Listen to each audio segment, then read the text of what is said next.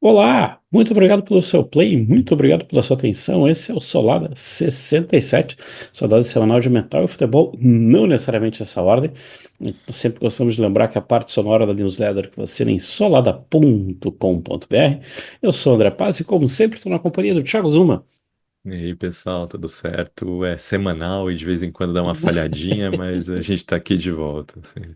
Semana do Carnaval foi agitada, eu gravei entrevista com uma Sertaç Banda que deve ir ao ar em breve no site do Igor Miranda e no site da Rolling Stone, mas eu tive recebido, patrão, uma cláusula de confidencialidade.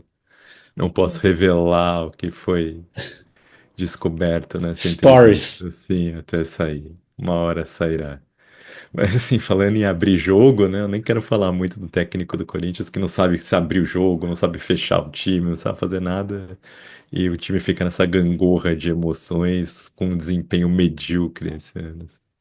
Como é que é? Eu vou tentar não falar de futebol hoje, porque depois daquele 2-0, como é que é a vitória do trabalho contra, como é que é a vitória do trabalho contra o arranjo e a vitória do cara que é antirracista, sobre o racista. Então, acho que isso diz muita coisa, entende? Tem uma imagem do jogo de sábado, que é o de sábado, e o Roger assim na frente, o Roger com a camisa do Inter antirracista. Pronto, tipo assim, qualquer gremista consciente entende a imagem, então, bola pra frente. Mas ok, já falamos demais de futebol. É, semana, como é que é? Semana, todo mundo. Brr. Se nem diz o Thiago, aos poucos a gente volta ao ritmo normal, foi bem isso, assim. A gente vai talvez testar umas coisas já até uns dias de gravação, a gente vai arrumar algumas coisas, mas a gente brinca assim que, infelizmente, nosso teste não é o teste da formação do Grêmio, tipo assim, o jogador que, tipo assim, entrou o primeiro jogo, joga o Grêmio, tipo, assume a bronca. É, mas pelo menos a gente vai tentar, não vai ter substituições, porque nossos técnicos podiam até aprender a fazer substituição que nem o Bangers Open Air fez, né? Quer dizer, calma, né? Calma, exatamente. Se não fosse, se fosse a história do Ghost hoje, o nosso tributo pro David Jordan, acho que a gente podia dizer que é o episódio das trocas, assim, só lá da 67, trocas. É bem como o Thiago falou, sai Knocked Loose e We Came as Romans, duas bandas mais de metalcore, e entra Iron Blind Guardian Destruction, na terceira, se não me engano, terceira noite do Bangers Open Air. Isso no É, domingo, né? um domingo. Eu brinco assim que tem uma amiga minha que, tipo, viu a imagem do Bangers, ela já olhou de longe, foi, tipo assim, aquela coisa quando vai carregando no WhatsApp. Ela, pensei que era coisa pornô, entende? Bangers, tipo, mais uma prova de que está 2 meses o festival e, tipo, poderia ser diferente, mas ok. Então entraram duas bandas mais alinhadas com o próprio perfil do festival, por assim dizer.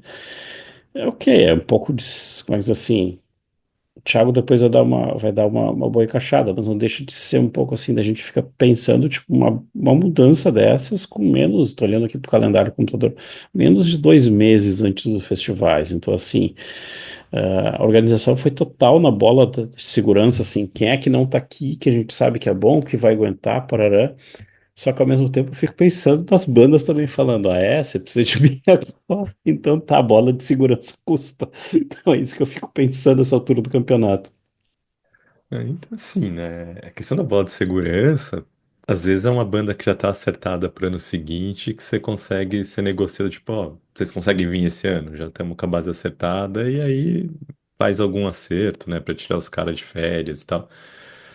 Sim, pra velharada, né, ou pra juventude que curte som de velharada, foi um baita upgrade, né? Foram duas bandas que têm muito mais apelo do que as bandas que estavam no set. Mas, por outro lado. E aí é o problema que eu vejo nisso daí. Eram duas bandas modernas e bandas relevantes modernas. Só não foram bandas que os caras acharam ali uma banda nova pra colocar. São duas bandas de tem tamanho lá fora, assim. E eram duas bandas que estavam no domingo que tinha uma terceira, que é o I Prevail. Então tinha o I Prevail, Knocked Loose e Came as Romans, que fazia valer o ingresso pra quem gostava desse tipo de som, pra quem gosta dessa linha mais moderna de som. Eu mesmo estava bastante curioso para ver o Knocked Loose ao vivo, que o Knocked Loose é uma das bandas mais respeitadas que tem hoje na Europa. nos Estados Unidos, assim, lançou discos que tiveram baita repercussão no ano passado, inclusive, acho que teve disco que foi top 10 da Metal Hammer. Então, assim, eu tava curioso pra ver, era um show que se fatalmente eu ia cobrir esse show do Knocked Loose quando tivesse. Assim, aí eu entendo, esse pessoal ficou bravo, sabe? Tipo, sobrou uma banda só pra tocar, eu paguei pra ver três pelo menos e tá pedindo reembolso. Então, eu entendo o que essas colocaram, porque as bandas que entraram no lugar não tem absolutamente nada a ver.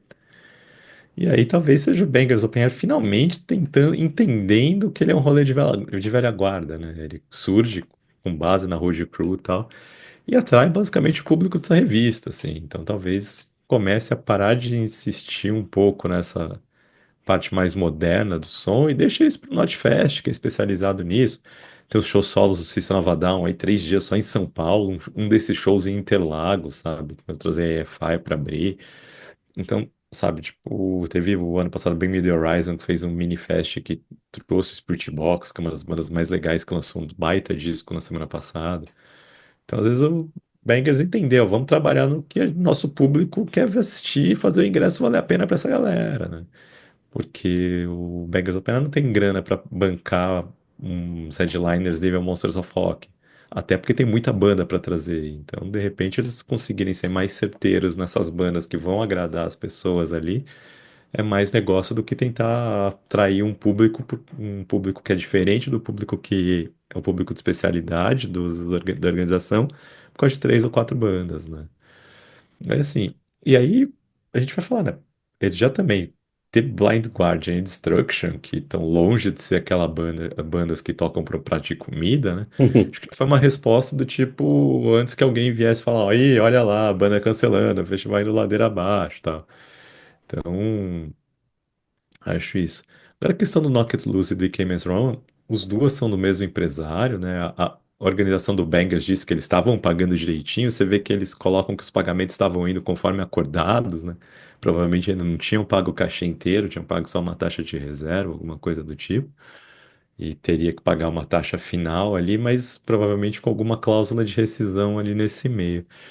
E esse Knocked Loose, pelo tamanho que o Knocked Loose está pegando lá fora, pode ser que tenha surgido uma proposta ali melhor de turnê pelos Estados Unidos, principalmente, que é onde hoje essas bandas está mais lucrativo excursionar.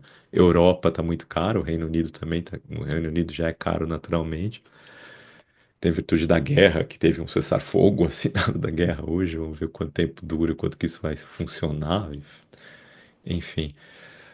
Agora, para eles pode ser que tenha sido uma turnê dos Estados Unidos que vale mais a pena do que vir fazer alguns poucos shows na América Latina, que você paga uma equipe de turnê inteira para fazer ter um cachê para três datas, né? Então, talvez não valesse tanto a pena. Então, assim, a gente vai ver o que realmente aconteceu nas cenas do próximo capítulo, mas eu acho que a galera, nossa van de ouvintes, não tá muito interessada em saber porque que o Knocked Loose pulou fora.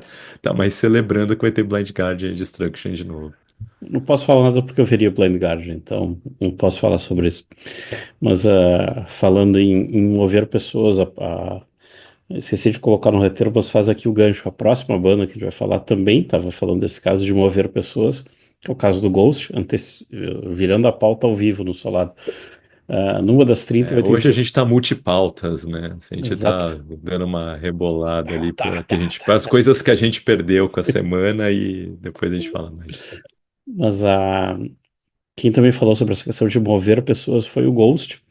Uma das 39 entrevistas depois a gente comenta sobre isso, que o Tobias falou, ele comentou um pouco sobre essa questão de que no show do Sabá ele só sabe que ele vai estar lá e vai tocar com algumas pessoas. E ele não revelou mais do que isso. Até porque ele não ia revelar. Mas aí ele falou: não, a gente. Se isso seria na boca do gol de uma turnê, a gente teria que mover muita gente pra lá, muita produção, então melhor só eu que vou. Não precisa, desculpa, por mais que os Nameless Ghosts fariam um espetáculo massa pra caramba. Como é que é? Manda a Mitra e manda a batina toda num container, vai Não, e pode ele. ser legal, porque de repente eles sobem com Metallica, o Papa sobe com Metallica pra tocar, forma uma puta coisa diferente, assim, forma um evento em si, né? Porque já é Exato. um evento diferente. E aí, pro Ghost levar toda a produção pra ir lá e tocar um set de 4 músicas, com eles tendo que fazer um show daqui a 2 dias, é mais ou menos a mesma lógica do Judas Priest, que tem uma turnê agendada ali com os Scorpions no mesmo dia. Faria zero sentido os caras cancelarem um show desse nível pra ir tocar 3 músicas ali com o Black Sabbath. E falando no Ghost, essa foi, como é que é, assim, tipo, essa última semana foi uma semana de Ghost, ou foi lançamento da Satanize It. E aí a banda já também aproveitou e confirmou, como é que é, fazendo o sinalzinho, já avisou o lançamento do Skeletar, que é o sexto disco de estúdio, 25 de abril, praticamente daqui a 2 meses. Um disco que já tem pré-venda na loja da Universal, no Brasil até. E junto a gente tem o novo Papa, até fizeram um trololazinho de colocar um outdoor em Vegas, saindo uma fumaça. A fumacinha roxa, Puxa, né? é isso. E tipo, todo mundo, opa, tem alguma coisa aí. Vis comem. E aí, realmente, o Papa 5 veio perpétuo e veio todo um pacote do Trololó, veio todo um pacote junto. Eu gostei bastante da música, até uma amiga nossa colocou um meme na internet, tipo assim, não consigo deixar de pensar. E pra mim grudou pra caramba, assim. E eu brinco assim que eu colocaria ela muito do lado da Rats, lá atrás do prequel, que foi, acho que foi um dos primeiros singles do prequel. Eu até achei para mim entregou um pouco do que eu queria ouvir assim. E aí vem a pergunta, Thiago, você está satanizado?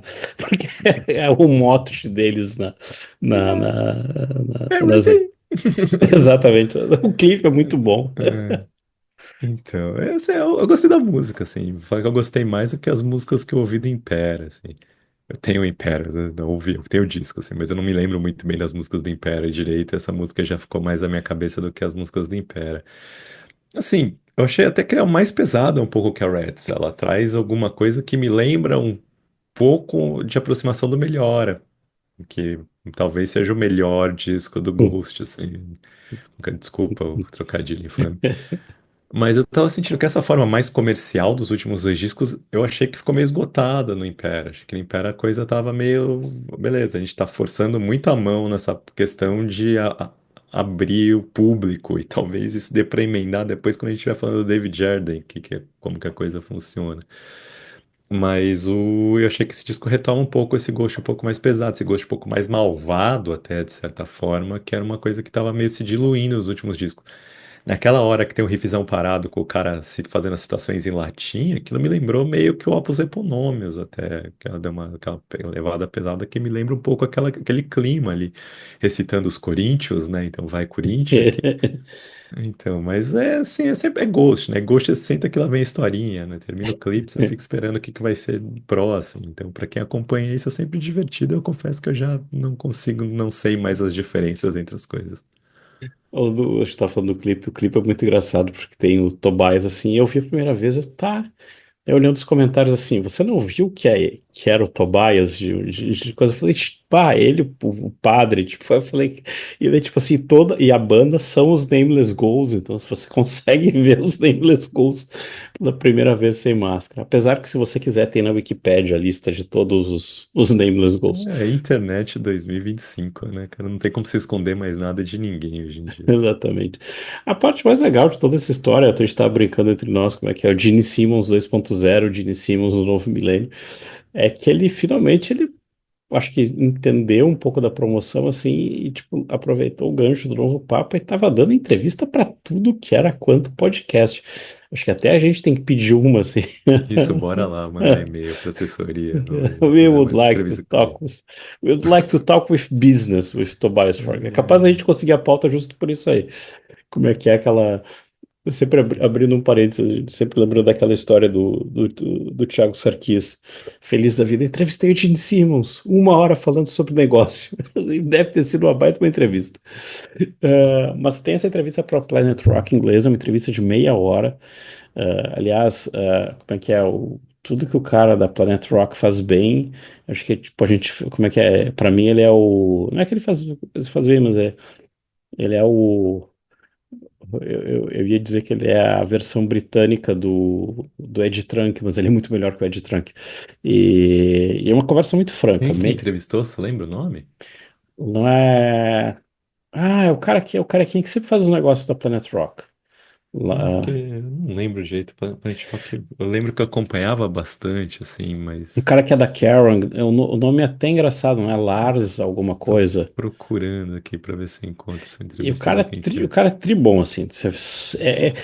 Talvez seja uma das entrevistas mais legais, assim, porque dá para você olhar para ele como o mastermind, entende? Você pode deletar um pouco, Hum, ou deixar de lado um pouco ele como mas assim, ele como o Tobias, o Papa cantando, e você vê um pouco mais do homem de negócio. Isso eu achei, assim, legal. Tudo bem, tem umas coisas que você sabe que ele vai falar de um jeito por conta de todos, até dos processos e tal, mas ele falando sobre o processo de composição, que tem coisa que ele faz, ele paga, é assim, ele pega os três produtores dele, mais o guitarrista do Opeth que ajuda ele, acho que é, não é? Que é o, É o Frederick Jackson que fez o isso, solo. isso, ele É, não, tô passa, vendo que a entrevista é Lowe's alguma coisa, não é ninguém isso eu aí, conheça, isso não. aí. Não conheço, não. Ele paga o pau pro Frederick Jackson legal, assim, falando, É, ah, não, eles esse têm que cara. pagar. O Frederick Jackson é muito bom guitarrista, né, cara? E ele tem um E, histórico que tipo, ele veio tocar Candlemas no Monsters aqui em cima da hora, veio, fez os e solos. aguentou. Entrou no Opeth numa fria pra substituir um membro original do Opeth, que agora sumiu o nome da cabeça, porque estamos gravando de noite, tô cansado.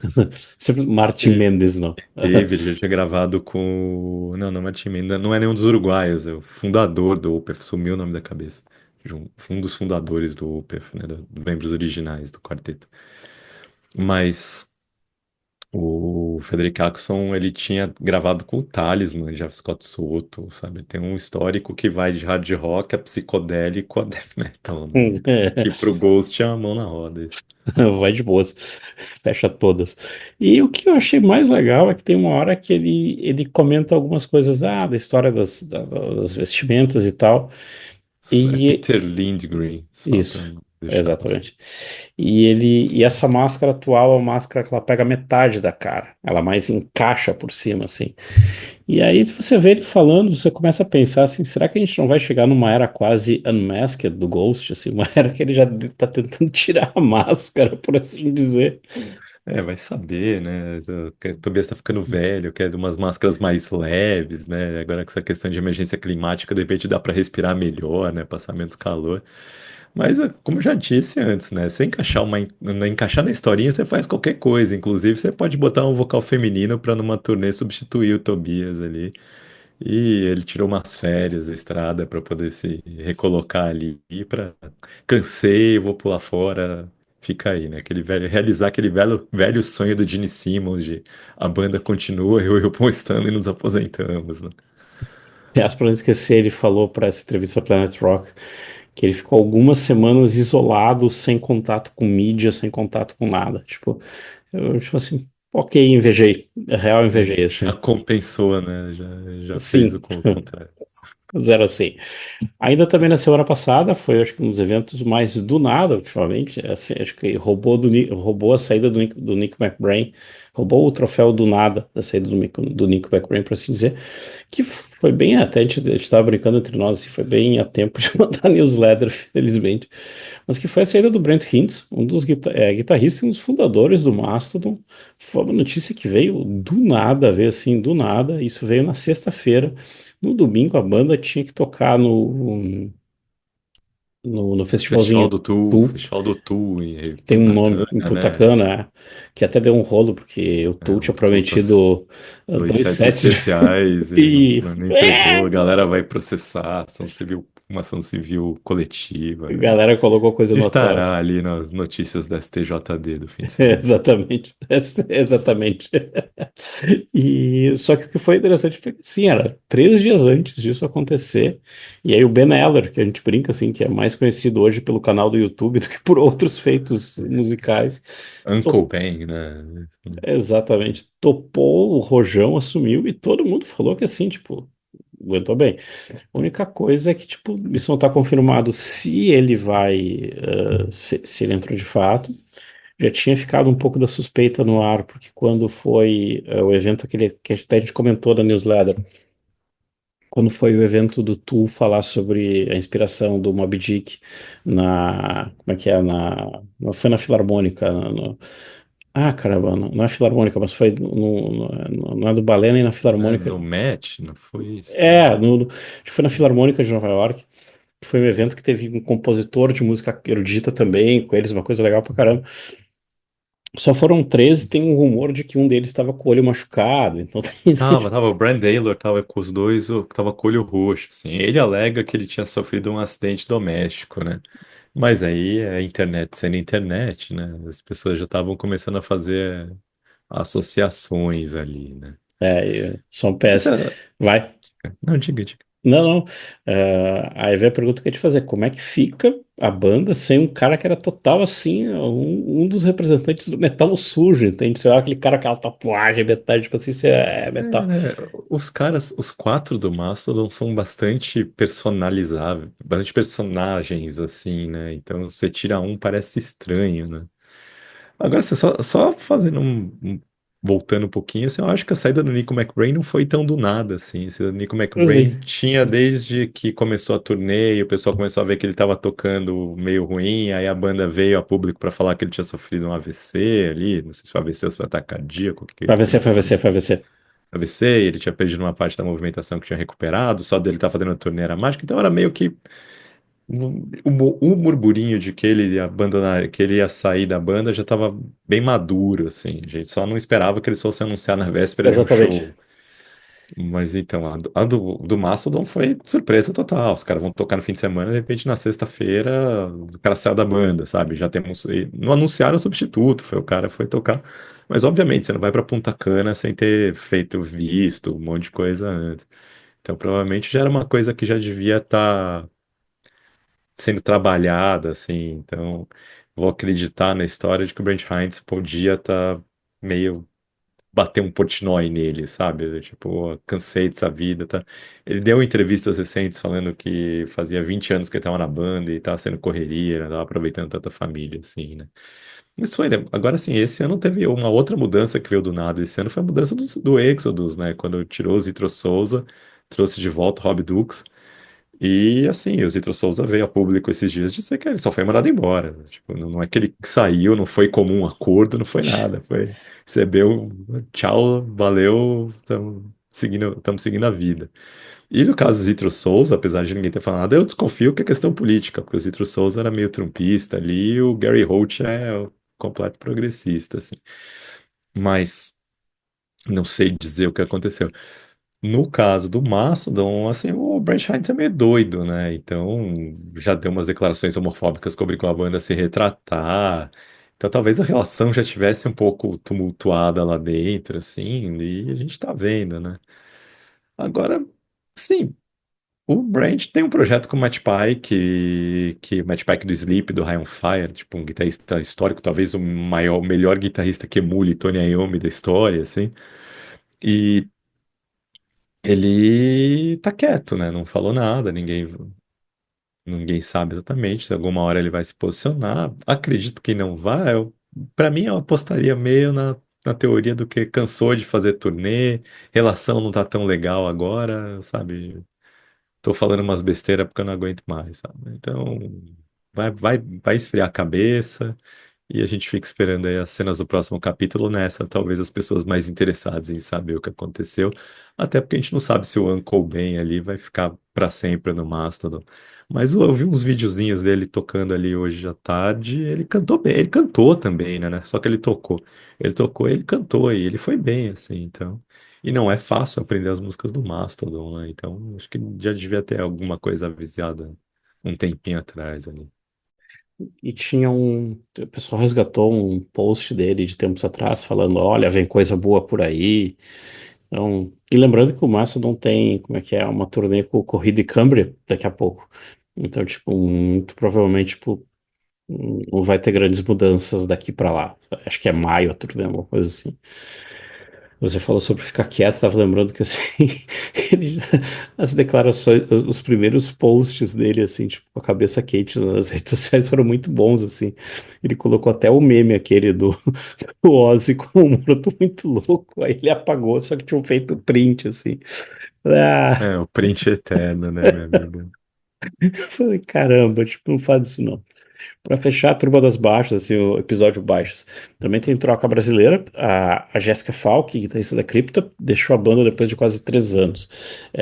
Também não tem uma substituta definida ainda, mas a banda falou que segue plano de tour e segue plano de disco novo daqui a pouco. Então, assim, Eu acho que a é, banda tem turnê marcada, né? Pelo que eu sei, assim, eles falaram que não vão cancelar nada. Agora, assim, o que eu acho, assim, a Jéssica Falck, pra quem acompanha ela no Instagram, vê que ela não é do death metal, né? Ela tinha uma banda cover feminina da Iron Maiden, toca numa banda cover do Metallica, e eu acho que isso até funcionou pro Crypta, porque ela tem essa, pra Crypta, porque ela talvez desse uma pegada muito mais melódica, muito mais ajude a tirar a Crypta talvez de uma bolha de metal extremo só ali, assim, não que esqueci o nome da vocalista da Cripta agora, sumiu da cabeça. Gravar à noite tem essas coisas, assim, né? A menina, como que é o nome da menina da Cripta? Ela faz questão de usar a rede social o tempo todo para não ficar na bolha, né? Agora, assim, a nota de saída da banda foi uma nota bem, assim, protocolar, mas de boa, né? Então, claramente não houve problemas. Então, é a Fefa, né? Que é a Fernanda Lira. Fernanda Lira, isso, a Fefa. Então, foi uma saída de boa dela, assim. Só não acho que ela vai entrar no Mastodon.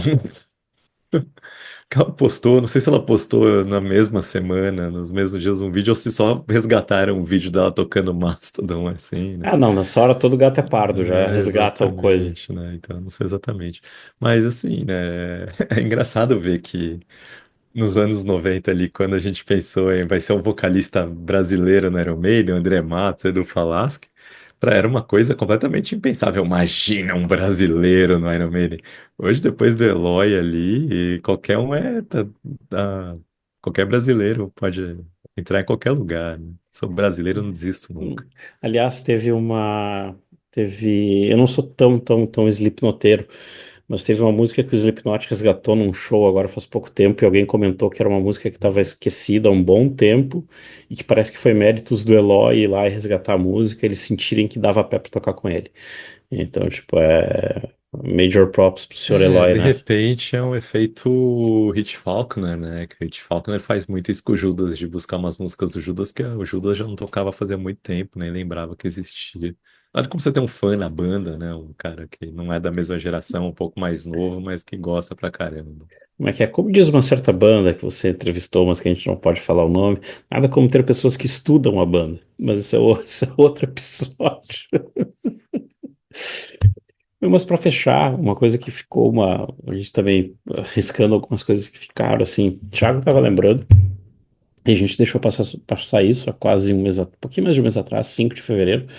O produtor David Jordan faleceu, e uma coisa que até depois, quando eu fui resgatar a história, ele faleceu enquanto dormia. Então ele estava já com 75 anos, e acho que o David Jordan tem. O Thiago vai pegar o mérito que compete ele no seu lado, assim, mas quando você olha assim, é daquelas pessoas que têm um senhor currículo, assim, tem um senhor currículo mesmo.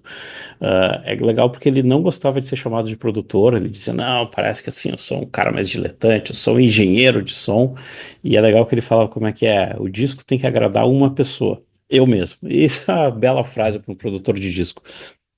Né, pra mim foi assim, eu vi esse fim de semana, tava funcionando alguma coisa, de repente apareceu pra mim notícia, David Jardim morreu. Porra, ninguém tá falando nisso, morreu 5 de fevereiro, até falaram, eu que não tinha visto, que sumiu assim em fevereiro.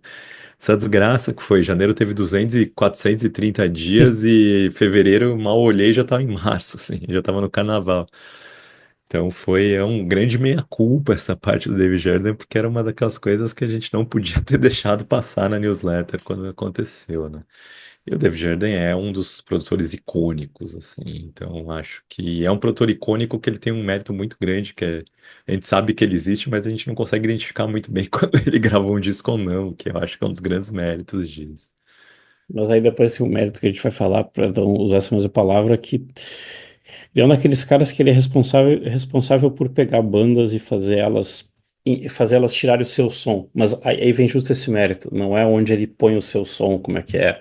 Ah, sei lá, o Alpha Sound, É, a ele não gente tem pega. uma produção de assinatura dele, assim, né? Então, apesar que há críticas, depois até falo um pouco mais disso, mas ele não tem uma assinatura. Tipo, você não fala, ó, essa guitarra soa como uma guitarra produzida pelo David Jardim, ó, esse som de bateria típico do David Jardim. Não, mas é quando você, às vezes você pega um disco que você fala, ah, foi o David Jardim que produziu, ah, faz sentido. Exatamente, exatamente. Só para a gente começar a puxar a capivara, assim, puxar os bons serviços prestados à música. É um dos caras responsáveis por moldar, focar Alice in Chains, eh, focar, direcionar Jane's Addiction. Ele tá lá no Sound of White Noise, que a gente tava até, eu até errei, isso o Thiago me corrigiu quando eu tava fazendo o roteiro. Eu tinha colocado 20 anos, não, é um disco com 30 anos de idade, e que se você colocar para uma pessoa que nunca ouviu esse disco hoje, você vai olhar e falar, ah, esse disco saiu mês passado, né? Tipo assim, acho que é um dos discos com o som mais contemporâneo, ou fazendo a expressão correta. A gente já falou isso e vai falar mais umas 80 vezes ao longo da história do Solado, assim. Um cara conseguiu fazer talvez puxar um dos sons mais atemporais de um disco que eu conheço. É Essa isso, né? é- Que a gente, como cria dos anos 90, isso é uma das coisas, assim, que eu faço podcast lá do Rock na Mesa, e a gente discute discos, assim, e uma das coisas que eu falo é que assim, eu gosto da sonoridade dos anos 90, a sonoridade dos anos 90 pra mim é atemporal. Eu acho que ele consegue não ter, parece que não tem vícios de anos 90 na sonoridade, quando uns discos legais dos anos 90. Óbvio que tem alguns vícios de anos 90 ali, mas essa sonoridade que o grunge captura, de certa forma, ali, pra mim é meio atemporal, sabe? Meio barulhenta, mas não tanto. Aquele som de caixa que é seco, mas não é aquele seco incômodo. Aquele baixo que é presente, sem roubar tanto do... Mas não é aquela bateria de... Parece que tá tocando um saguão enorme, uma bateria que faz função dela. Então, acho que assim, e o David Jardim é um dos caras que conseguiu fazer esse som muito bem nos anos 90, assim, naquela guitarra que estoura no seu ouvido, que nem o Andy Snip ficou famoso por fazer, tipo, uma distorção controlada, mas uma distorção fortuna, tipo, de pegar o jeito que o Pantera fazia e basicamente patentear aquilo de um jeito mais parecido sem ficar copiado. Então, assim, agora que eu lembro umas coisas que me assustou foi de ver que o David Jardim tinha 75 anos quando ele morreu. Exatamente. Porque faz 75 anos, pô, ele é mais velho que minha mãe, sabe? Ele é de 49, né? Então, quando você imagina que quando ele vai gravar ali com o Anthrax, ele fosse um cara de uns 30 anos ali. Não, Não, o cara já tava quase 45 ali. não, e já estava rodado. Ó, vamos E fazer. já tava rodado isso. Não, e Ó, aí a gente começa a puxar a capivara e vai ver o que ele já tinha feito, né, cara? E você começa a entender onde surgiu isso, né? não, assim, a Capivara é linda, porque assim, 1980, Remain Light, um clássico do Talking Heads. Nossa. Fez mixagem e foi engenheiro de som. 81, ele foi engenheiro de som para o My Life in the Bushes of Ghosts, que é um disco do David Byrne e do Brian Eno. Tipo, É, o Brian Eno acho que produziu o Talking isso, Heads, né? O Remain isso. Light. Então já o Brian Eno já puxou ele pra cá, né? Assim. Vem pra cá. E ele 80, vai depois vai fazer também o disco do guitarrista do Talking Heads, né? Assim, não tá isso. aqui, mas esqueci o nome dele agora. Como é que é? Faz o The Man from Utopia, do Zappa. Ele é engenheiro de Pode ser. som. Ele é engenheiro e faz a mixagem do Future Shock do Herbie Hancock, que é um pianista assim, tipo de Isso. jazz maluco. Exatamente. 84, primeiro engenheiro de som do primeiro disco do Red Hot Chili É isso aí que Peppers. aí a gente começa a entender pra onde ele vai Deu, levar a carreira, né? Assim. 85, faz o engenheiro de som do solo do Mick Jagger, do X The Boss. E depois, 86, ele é engenheiro de som do Dirty Work dos Stones. Já começou Verdade. chinelo. É isso, né? Começar assim, ele foi o engenheiro de som, você vê com os caras com quem ele trabalhou, né? David Byrne, Brian Eno, o Frank Zappa, Herbie Hancock. O disco do Mick Jagger, quem produziu é Nile Rodgers e o Oh, Bill Laswell. Então, poxa, que era esses caras, você trabalhar com esses caras, né? As coisas, um monte de gente doido, com ideia maluca, e você é um engenheiro de som que você tem que conseguir fazer aquilo funcionar de alguma forma. 8 E tem uma, elefantes no entre- Fusca. Acho que tem uma entrevista dele do Frank Zappa que ele disse que uma das músicas do disco do Frank Zappa, o Frank Zappa queria usar a bateria que foi gravada ao vivo com uma guitarra da demo, com o baixo que ia ser gravado no estúdio. Falou, se vira aí, amigo, pra você fazer isso ficar parecido, sabe? Ele falou, doidice. Ele falou, como que eu vou pegar a bateria? A bateria gravada, como eu pego o som de público? Como eu vou tirar o som de público? Isso pra fazer. Ele falou, doido, se vira, ser engenheiro de som, amiga. Essa sua função é trabalhar isso daí, né? E aí, assim, também vai aprender a lidar com pessoas geniosas, né? E isso vai acabar ajudando. E assim, aí o ponto disso daí que a gente vai colocar, que eu acho que é importante, é dessas produções ali para falar.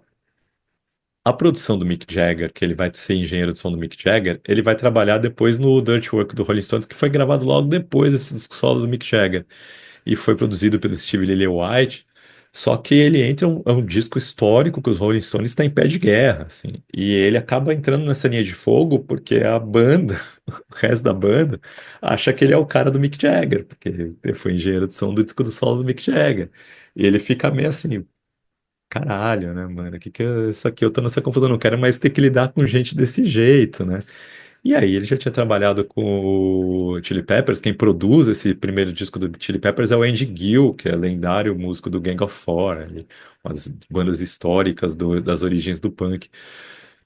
Então, assim, daí, essa hora ele começa a falar assim, putz, eu quero trabalhar com gente menos famosa, assim.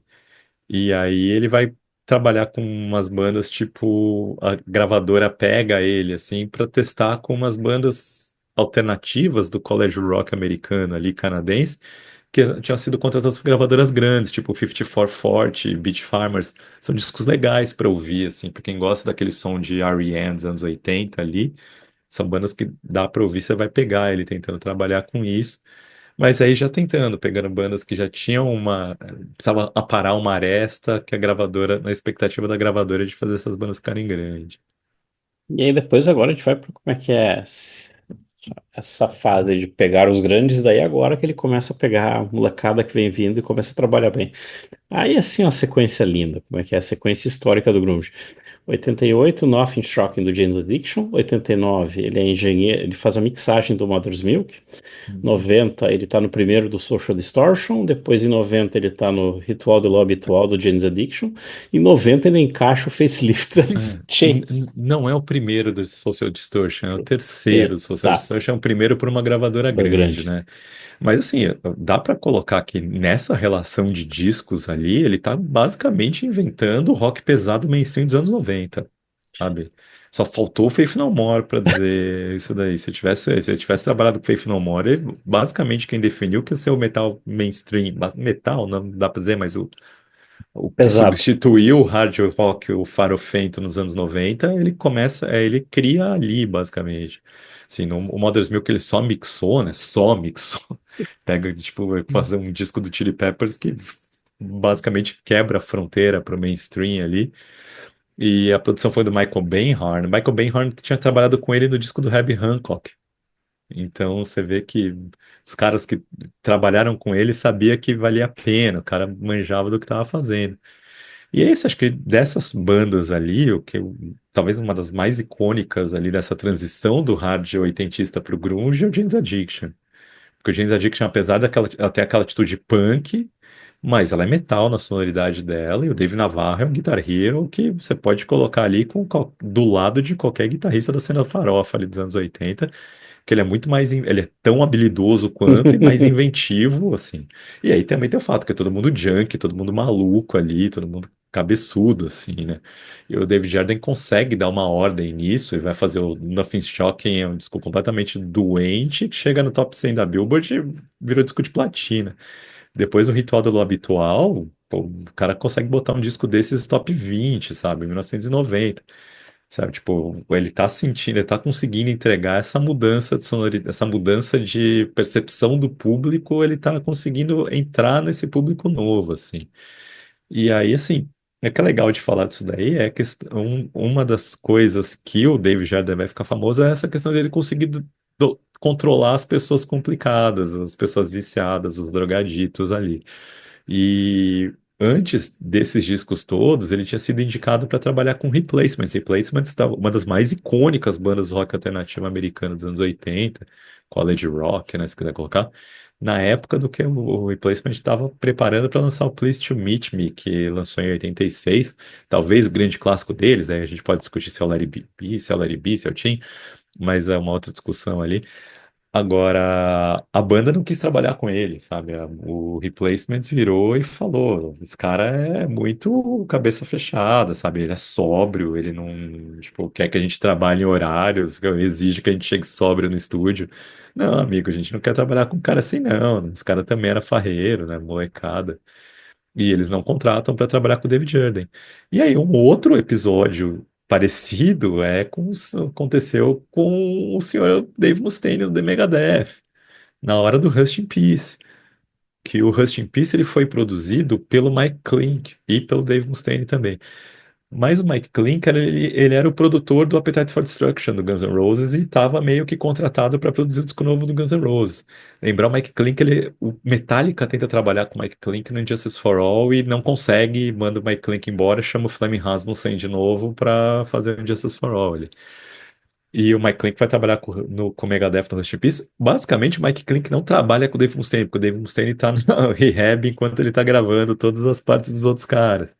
E quando o Dave Mustaine sai da rehab para começar a gravar o disco, aquela compasso de espera pelo Axl, né, para gravar o User Illusion, toca o telefone, ele tem que abandonar as gravações do Rust in Peace para ir, e ele indica o David Jordan, fala, o David Jordan é o cara que eu acho que pode vir aqui e terminar esse disco num alto nível.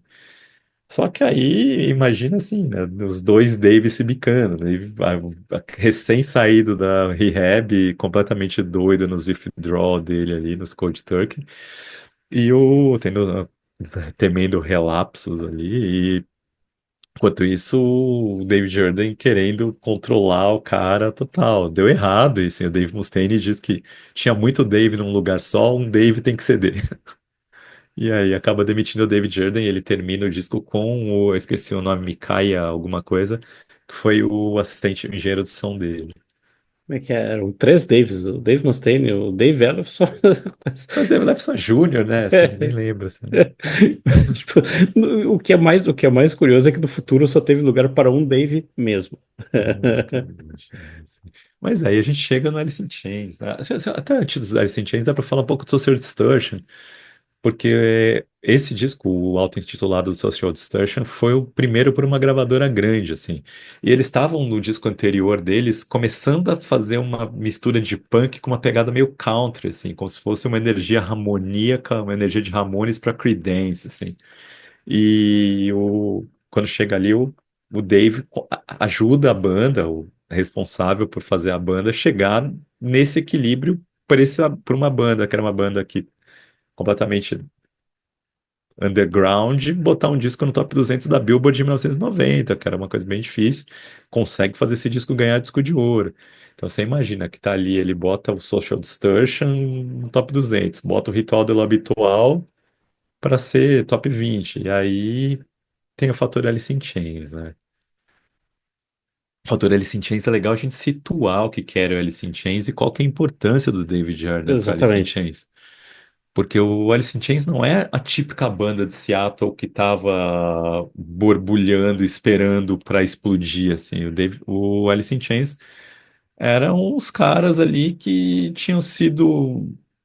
Era uma banda glam, assim, que vinha dessa linha muito hard rock, metal. Eles não tinham essa identidade punk de Seattle que estava acontecendo.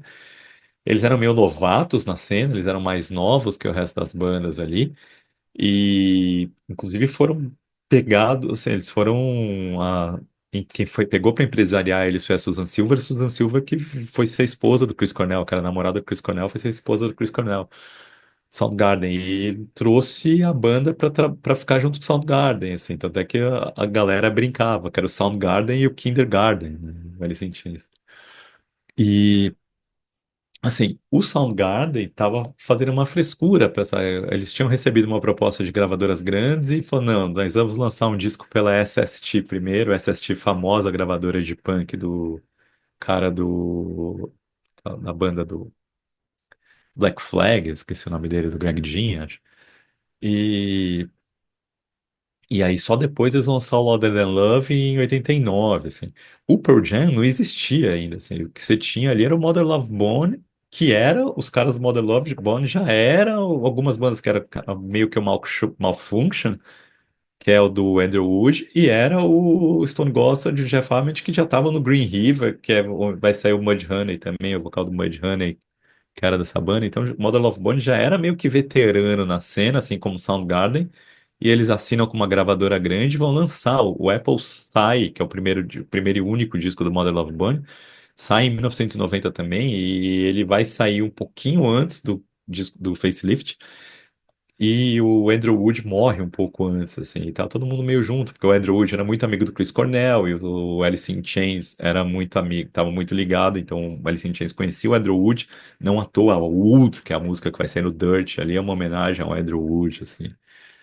Assim, a gente pensar o Nirvana tava numa outra pegada, que o Nirvana é uma banda de Aberdeen, não é de Seattle, e eles tinham lançado Bleach, que era um disco mais abrasivo, só que o Nirvana se identificava mais com as bandas mais artsy indie, que eram de Olímpia, também no estado de Washington, do que esse metal pesado, esse hard punk pesado brucutu das bandas de Seattle. E o Nirvana não sabia muito para onde que eles iam nessa hora, assim, o que que eles iam fazer. Então, Nirvana ainda era, não era essa aposta, Nirvana vai ser uma banda que vai estourar. A Sub Pop que estava começando a achar, e acho que tem algo bom nessa banda. Mas ninguém sabia, assim, o Nirvana vai, depois disso daí, depois que o Sonic Youth vai assinar com o empresário e com a Geffen, o Nirvana vai meio que na esteira, confiando, se o Sonic Youth assinou, pode ser bom pra gente. Mas isso não é 1990, sabe? Isso é um pouco depois. Então, assim, você pensar o Alice in Chains não era nada disso. E o David Jordan diz que quando ele ouve a demo do Alice in Chains, ele fala, que banda é essa, sabe? Tá tudo muito bagunçado, sabe? Tem cover do Bowie na demo de Suffragette City, sabe? Ele, tipo, pra onde que essa banda vai? Mas ele percebe que tem alguma coisa boa ali. E a frase que ele usa, assim, o Metallica tá fazendo sucesso porque ele pega o Tony Iommi e acelera. Você tá pegando o Tony Iommi e deixando mais lento. Então, tem algo aqui, sabe? E aí ele pega toda essa coisa caótica e ajuda a banda a se moldar no Facelift. Facelift, primeiro disco de grunge a chegar no top 50, no top 50 da Billboard. E aí o grunge começa a decolar a partir dali, assim, começa a galera olhar e falar, de Seattle vai dar coisa boa, as gravadoras pensam, e aí vai começar a corrida do ouro, né? Só que daí também é, é pessoas com faro, né? Ele sente o faro, mas ele já vai colocar o faro para outro lugar. É quase tipo assim, ó, já deu aqui, meu faro tem que me levar para o próximo. E daí vem a parte, para mim, a parte preferida, 91, Symbol of Salvation, da Armored Saint. Tipo, um dos clássicos da van do Solar. Depois tem o Break Like the Wind, do Spinal Tap. Ele é produção e faz a mixagem também. Depois tem mais um Social Distortion, Somewhere Between Heaven and Hell, 92. 92, Dirt, do Alice in Chains. Depois ainda vai fazer o disco do Public Made Limited, Peel. Ainda faz o 93 o Independent, do Sacred Reich. E 93 o disco da minha vida, que está aqui atrás no fundo, The Sound of White Noise on Tracks. Ou seja, ele não só setupei uma geração, mas como ele já também diz assim, tá, para onde eu vou agora? Tipo, essa coisa do maluco legal, entende? Do maluco com radar. Para onde é que eu vou agora? Então, assim, que fase. Então, né? É engraçado essa fase ali, porque ele pega uns metal que não tem nada de mainstream, né? Carmelite Saints, Sacred Reich, assim. Tipo, ele também pega uma outra banda dessa época que chama Last Crack, que tem uma pegada de metal de transição dos anos 80 para 90, tem um quê de Helmet, mas uma pegada até um pouco, não sei se dá pra dizer progressiva, assim, mas dá pra dizer um pouco disso, que é uma banda bem legal, pra quem não conhece, vale a pena ouvir. E, assim, parece que ele tá procurando uma outra banda pra ser dele, mas assim, em entrevistas dele, ele sempre meio que dizia que ele gostava desse tipo de som pesado, sabe? O tipo de som, ele gostava de hard rock sujo dos anos 70 e ele tava em busca de fazer esse tipo de sonoridade dar certo. Ao mesmo tempo, tá trabalhando com o Pio, né? O Spinal Tap parece que não é o disco inteiro que ele produz, é uma outra música, porque o Spinal Tap também era um projeto meio esquizofrênico ali, assim. Mas, enfim. Ele vai dar sequência moldando o Social Distortion, que vai conseguir ter resultado um pouco melhor com o Somewhere Between Heaven and Hell do que já tinha sido o disco intitulado. E aí você tem o Alice in Chains, né? Assim, tipo, o Social Distortion é aquele disco que meio Furacão Nirvana bota a sonoridade deles um pouco de lado, mas no Dirt da Alice in Chains, ele navega naquilo e leva ao extremo de sucesso, né? É um disco que foi sexto lugar na Billboard, bateu 5 vezes disco de platina nos Estados Unidos, assim. E é um disco que tem absolutamente nada de comercial. Os tempos são bizarros, sabe? Não tem refrão fácil de cantar junto. As músicas, as estruturas das músicas completamente tortas, assim. Então, vale fazer um disco desse soar palatável para ganhar tanto, quanto vender tanto e conseguir ficar tanto no imaginário coletivo como ficou, é um grande mérito, assim, né? Indiscutível. Aí só uma nota meio de rodapé dessa fase dele, ele trabalhou com um projeto que chama Violets Demais. E esse projeto tem o Howard Robertson, que foi o guitarrista do Dio no Lock Up the Wolves, que é um guitarrista fenomenal, mas que só gravou esse disco com o Dio porque o Dio volta para fazer o The Humanizer. E aí a Wendy Dill, sabendo que ele era um baita guitarrista, bota ele com o Oni Logan. O Oni Logan tinha sido vocalista no Lynch Mob, no disco que chama Wicked Sensation. Descasso do Lynch Mob também. Lynch Mob é a banda de George Lynch, que era o guitarrista do Dokken, que sempre se tretava ali. E os dois começam a tentar fazer um disco que a sonoridade era uma sonoridade que estava, tipo, atualizando o Led Zeppelin para os anos 90. Então, não ia fugir tanto do que estava sendo grunge, de certa forma, que o Soundgarden também, muita gente dizia que era uma mistura de Led Zeppelin com Black Sabbath e barulheira, mais de punk. Então, e assim, eles tinham conseguido, a Indio colocou esse projeto numa gravadora grande, que é a Atlantic. A Atlantic, por algum motivo, achou que não ia para lugar nenhum e engavetou o disco pronto. Francisco acabou saindo em 2001 como Robertson Logan Project Revisited, coisa assim. Ele não tá na eu até fui procurar para ver se não tem esse disco na, pelo menos eu não achei nesse disco. Só no YouTubezinho que você consegue encontrar. Então, sim. E aí a gente vai falar do Anthrax, né? O Anthrax, ele foi o cara que indicou o John Bush para a banda. O John Bush entrou no Anthrax por causa do Dave Jarden. David Jarden tinha trabalhado com a Armored Saint.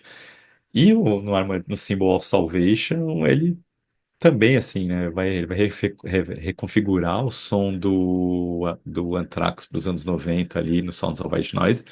E se você ouve com atenção o Persistence of Time, você vê que já era uma coisa que o Anthrax estava começando a encaminhar já ali no disco. E então vai ser, assim, o Anthrax já percebendo que ficar naquela linha de thrash dos anos 80 não ia dar para sempre. E aí para a sonoridade do Sounds of White Noise é essencial o John Bush, óbvio, né? E o David Jarden. Vocês pensam que acabaram? Não. Aí ele ainda vai lá e, tipo, que fecha com uma outra banda que estava no Brasil essa semana. 93 ainda tem o disco do Dig.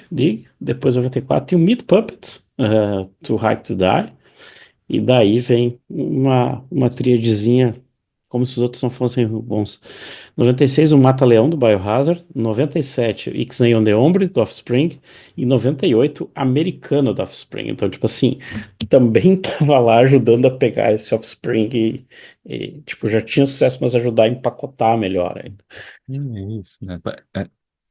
Essa fase aqui é uma fase meio de desafios, a impressão que eu tenho, assim, porque o Dig é uma banda meio de rock alternativo, que tá tentando chegar no mercado, a gravadora grande pega, é o primeiro disco já em gravadora grande, então já é chamado, ó, vamos tentar ver aí se a gente consegue fazer um novo Alice in Chains ali. O Dig já tem uma pegada que pode ser até pós-grunge, pode chamar, não sei se ainda dá pra chamar isso disso. Aí ele é chamado para mixar o disco do Meat Puppets. O Meat Puppets é uma banda clássica, outro nome icônico do college rock dos anos 80 e é uma banda que está tentando ir na esteira do Nirvana. O Nirvana se declarava fã, acho que o Nirvana cita o disco do Meat Puppets nos 50 melhores discos de todos os tempos E que acho está que tem no um cover no Side. acústico, não tem? Tem um cover no acústico, mas eu não sei se o acústico já tinha saído quando saiu esse disco, mas eles abriram pro Nirvana um pouco antes desse disco sair, assim. Mas o Incesticide tem o Kurt Cobain faz, acho que uma relação de 50 melhores discos de todos os tempos no encarte, acho que tem o disco do Meat Puppets ali.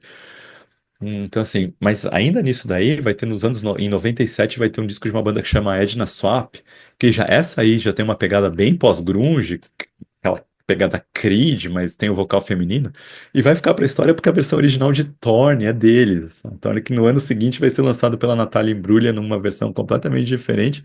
É cover dessa banda que chama Edna Swap, que foi produzida pelo David Jordan.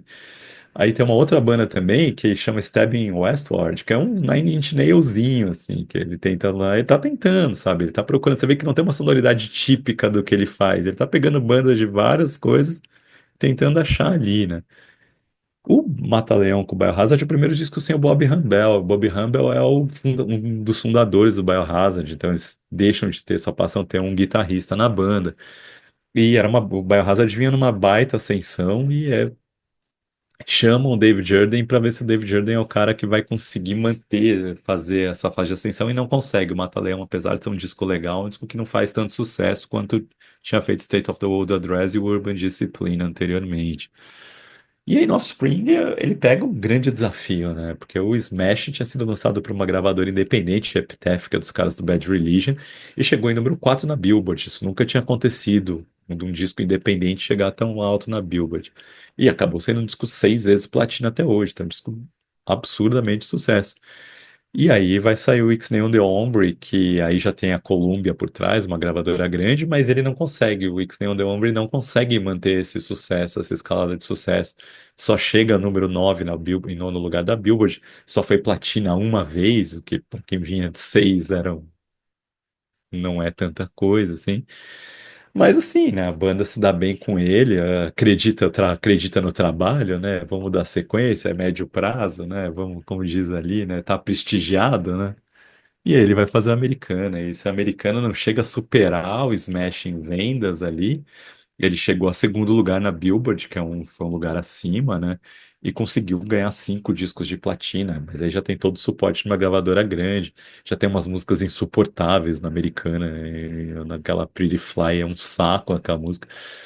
Mas assim, né? O cara conseguiu fazer a banda que todo mundo achava que o Snake on the Ombre que acabou, a banda de um disco só, foi lá e lançou um outro disco que foi um sucesso similar ao do Smash.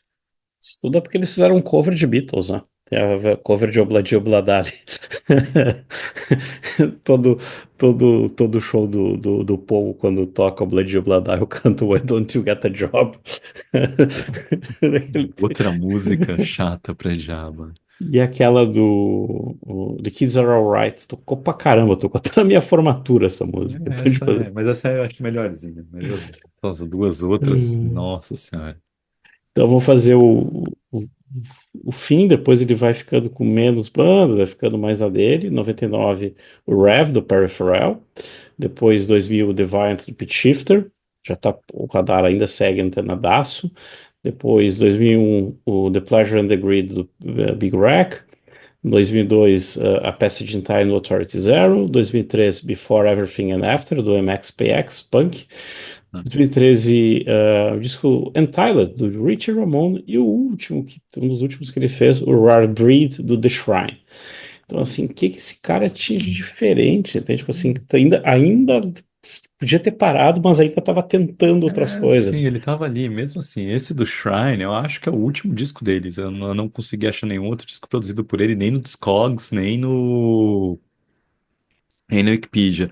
E assim, ele tinha um estúdio dele, que ele tinha se dedicado esses últimos dias de vida, um estúdio dele ali na Califórnia, ali acho que San Diego, San Fernando Valley.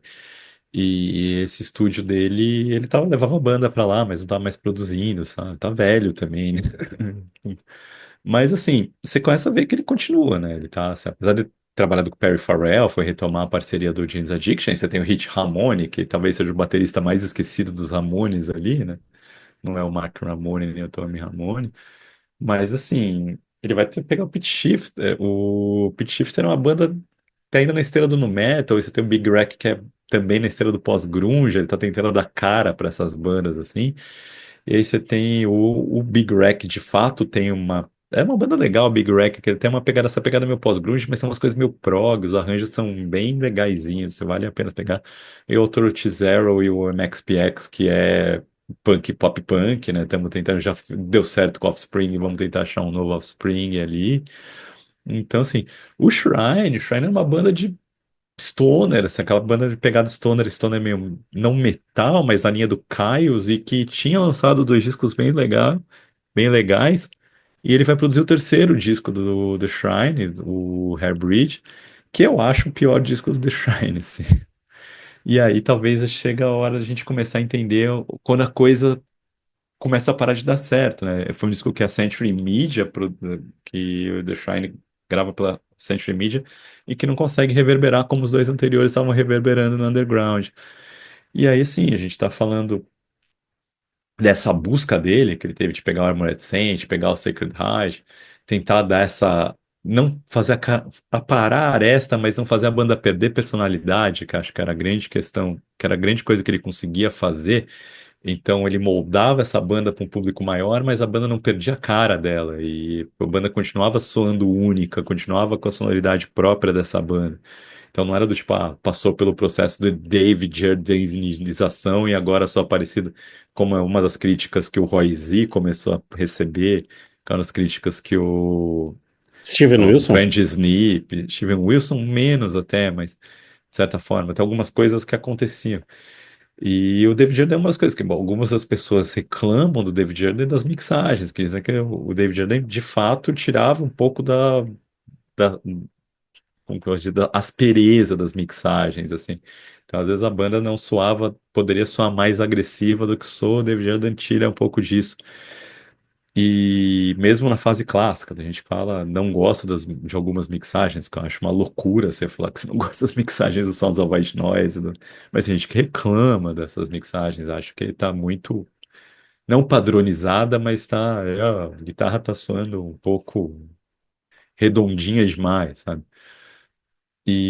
Mas assim, você nunca olha, não tem tipo um David Jardim puro para colocar.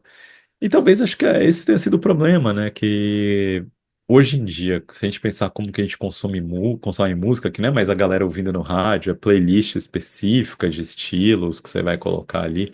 Dificilmente você quebra uma barreira de estilos para colocar lá. Então, essa coisa do David Jordan de chegar e dar uma parada no estilo da banda não serve pra nada, porque você não vai conseguir penetrar pra tocar.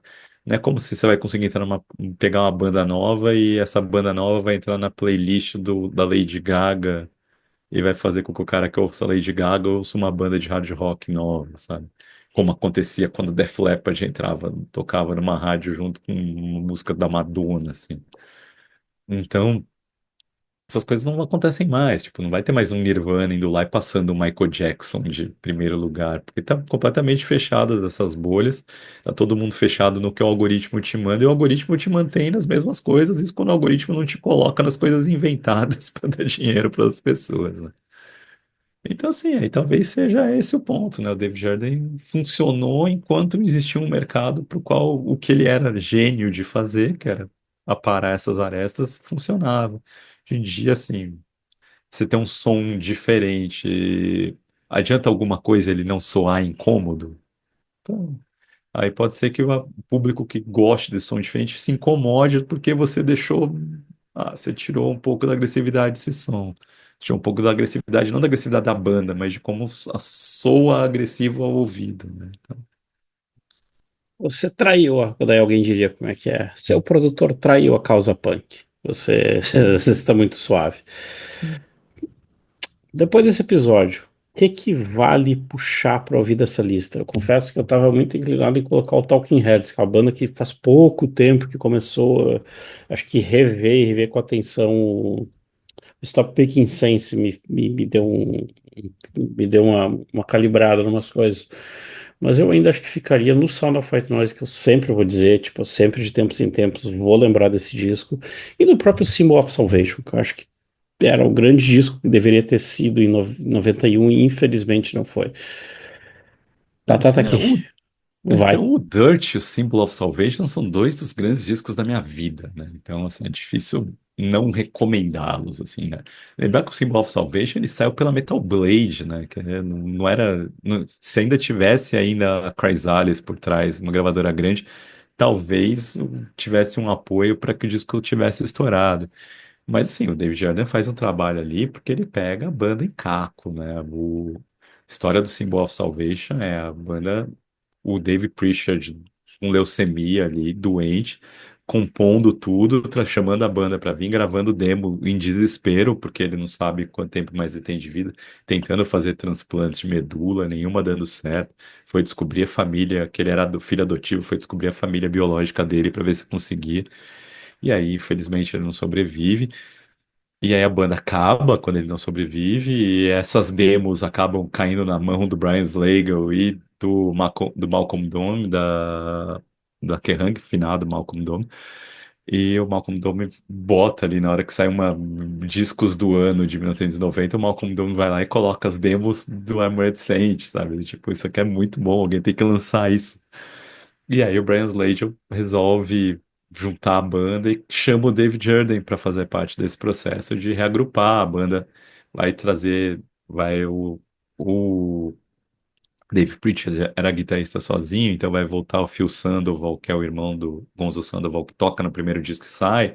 Eles vão trazer o Jeff Duncan para ser guitarrista, que era um cara que de vez em quando era o guitarrista de suporte do Dave Pritchard. E ele entra em definitivo na banda, porque ele era um dos melhores amigos do Dave Pritchard, e é essa formação que está na Armored Saint até hoje, né? E é um disco de uma carga emocional gigantesca para todo mundo que estava lá. E o David Jordan consegue deixar essa carga emocional do lado de fora. Se ouvir esse disco, para quem não sabe essa história, houve um baita disco de metal atemporal, que você não tem vícios de anos 80 nem de anos 90 nele. É uma das vantagens de ser um disco meio que da mudança, né, da transição das décadas. E clássico, clássico, né? Agora, assim, eu acho que vale a pena ouvir muito os dois primeiros discos de Jane's Addiction, que são duas obras-primas, eu acho descassos, descassos, assim. Assim, o Social Distortion, muita gente adora o Social Distortion, e pra mim foi uma banda que nunca bateu tanto, assim. Eu mal lembro do Social Distortion da época, assim. Você fala, você lembra de ouvir Social Distortion em 92, 91, 93? Eu não lembro, de verdade não lembro. Lembro de ouvir depois, assim, quando eu já tava ouvindo mais punk mais velho, ter ido ouvir ali. Acho legal hoje em dia, mas longe de ser uma banda que eu gosto tanto. Agora, Jane's Addiction, na época, eu já lembro de ver no Fúria Metal clipe, de vez em quando tocava no Gasotal e achar muito legal. Só fui aprofundar, pegar esses discos bem mais pra frente, mas eu já achava legal, era uma banda que eu já gostava ali atrás, assim. E aí, só pra falar desses discos ali, que tem um monte de disco desconhecido dele, que eu falei, acho que vale a pena ouvir o Last Crack, sabe, que eu coloquei ali, eu não acho que eu nem coloquei o nome dele aqui, o Last Crack vale muito a pena ouvir, que eu acho um disco bem legal. E o disco do. Deixa eu puxar aqui. O disco do Big Rack, o The Pleasure and the Greed. São dois discos bem legais para ouvir que vale bastante a pena, são muito bons. E o Shrine, ouvi os discos anteriores, não o Hairbreed, que infelizmente o Hairbreed que foi gravado com ele não é o melhor disco do Shrine, é o pior. Tá vendo aqui como é que é? O Last Crack. A gente precisava pagar esse tributo para alguém que, como é que é? Pessoas que você talvez não lembra, mas pessoas que são responsáveis por coisas que você ouviu, por Ah, coisas e que falar que você eu também sou fanático pelo Sounds of White Noise, né? Às vezes fica. Não deixei claro, porque o André já tinha falado, né? só está aqui, só está aqui. Como é que é? Discos que mudaram a sua vida. Sound of White Noise, eu lembro de como é que é. Pra mim, eu gosto tanto do Sounds of White Noise quanto gosto do Among the Living e do anterior ao Among the Living, Spread the Disease do Anthrax. Então, pra mim, são os três que estão no mesmo nível. Isso aqui, assim, ó, eu sei melhor. O Tipo, Lobotrax. é, exatamente, bom e velho Nick. Mas eu brinco assim, eu lembro do dia que, tipo assim, a gente saiu de uma festa de 15 anos, morava na colônia ainda, e um amigo meu que já tinha se mudado para Porto Alegre, tipo, trouxe um CD alugado do Sound of White Noise e falou, cara, você precisa ouvir isso. A gente tava na casa de um outro amigo nosso, assim, eu lembro de quando começa a Enter Sound, e daí vai entrar Potter's Potter's Field. Field, aí, tipo assim, a sua cabeça faz um... Uhum.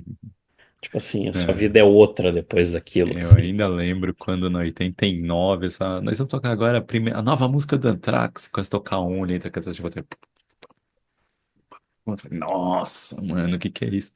E assim, eu já gostava de Anthrax, não era fanático ainda, que eu não conhecia tudo, mas o que eu conhecia eu gostava bastante. Eu ainda falei, nossa, olha esse vocal, cara. Não, eu conhecia a Moredicente de pouquinha coisa, mas não era familiarizado. Nossa, olha esse vocal, mano. O que que é? Esse cara é diferente, não é o mesmo do disco anterior, né? Os caras estão falando. Nossa, assim, um dos shows que eu adoraria ter visto na minha vida foi o show do Anthrax na turnê de Sounds of White Noise aqui no Brasil. Eu acho que tem um boot em vídeo no. Eu tenho esse bootleg em vídeo, eu tenho esse bootleg em DVD, e provavelmente se não tiver no YouTube eu tenho, talvez algum dia eu crie coragem de É, botar meu DVD no YouTube e se alguém fizer o trabalho de remasterizar em 4K.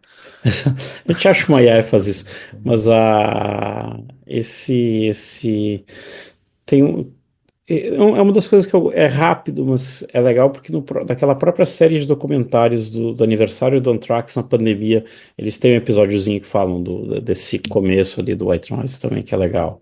É, que eles dizem a teoria do Scottinho, né? Que o Sounds of White Noise deu errado porque eles lançaram a Black Lodge no mês errado, né? Exato. Eles tinham que ter. Na hora que a Only estava fazendo sucesso desgraçado, era verão, eles queriam ter lançado Room for One More logo em seguida como single, para manter aquele clima e ter deixado chegar a setembro, outubro, ter lançado a Black Lodge ali no inverno, né?